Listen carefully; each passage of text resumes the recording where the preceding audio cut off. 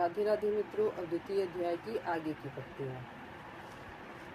भगवान के पूर्ण प्रसाद भगवत्ता से संयुक्त होने पर उसके संपूर्ण दुखों का अभाव हो जाता है। दुखालय अशाश्वतम संसार का अभाव हो जाता है और उस प्रसन्न चित्त वाले पुरुष की बुद्धि शीघ्र ही अच्छी प्रकार स्थिर हो जाती है। किंतु जो योग युक्त नहीं है उनकी दशा पर प्रकाश डालते हैं।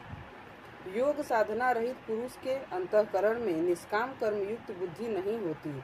उस अयुक्त के अंतःकरण में भाव भी नहीं होता। भावना रहित पुरुष को शांति कहाँ और अशांत पुरुष को सुख कहाँ। योग क्रिया करने से कुछ दिखाई पड़ने पर ही भाव बनता है।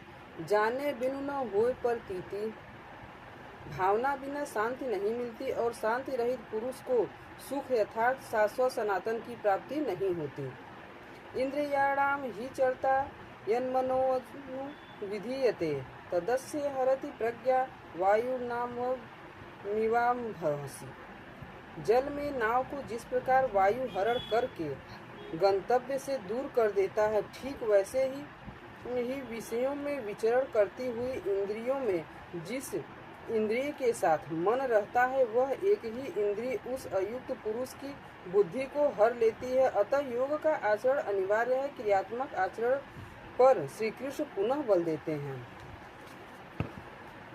इससे हे महाबाहो, जिस पुरुष की इंद्रियां इंद्रियों के विषयों में सर्वथा वश में की हुई होती है उसकी बुद्धि स्थिर होती है। बाहु कार्यक्षेत्र का प्रतीक है। भगवान महाबाहु एवं अजानुबाहु कहे जाते हैं।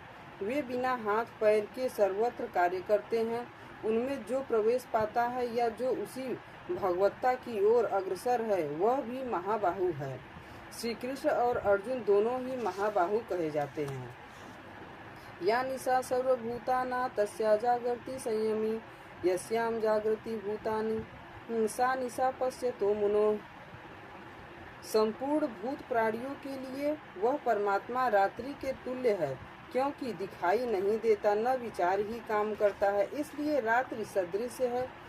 उस रात्रि में परमात्मा में संयमी पुरुष भली प्रकार देखता है, चलता है, जागता है, क्योंकि वहाँ उसकी पकड़ है। योगी इंद्रियों के संयम द्वारा उसमें प्रवेश पा जाता है। जिस नाशवान सांसारिक सुख भोग के लिए संपूर्ण प्राणी रात दिन परिश्रम करते हैं, योगी के लिए वही निशा है।